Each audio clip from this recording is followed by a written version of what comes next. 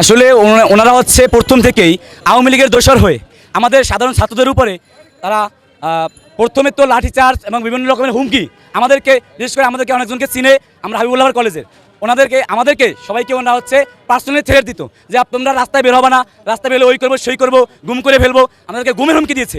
এখন তারা যে দল চেঞ্জ হয়েছে বা ক্ষমতা পালিয়ে গেছে শেখ হাসিনা, তখন আসলে তারা রাস্তায় দেখলেন প্রকাশ্যে বুক খুলে ঘুরে বেড়াচ্ছে।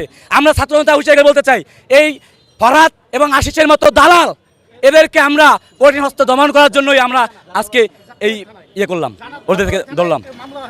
ও না, হ্যাঁ, ও হচ্ছে অনেক বড় ধরনের মাফিয়া। ও ডিরেক্টলি শুট করছে আমাদের সামনে আমাদের ভাইকে মেরে ফেলছে। আমরা নিজে দেখছি সামনে থেকে দেখি। যাদেরকে দিয়ে এই ছাত্র আন্দোলন বিশেষ করে বিরোধী দমনের প্রচেষ্টা করছে, তাদের তো আসলে ওরকম ফিটনেস দরকার, একটু দেখতে শুনতে দরকার। ওরা দেখতেও যদি মনে হয় যে ও গুন্ডা, তাই না?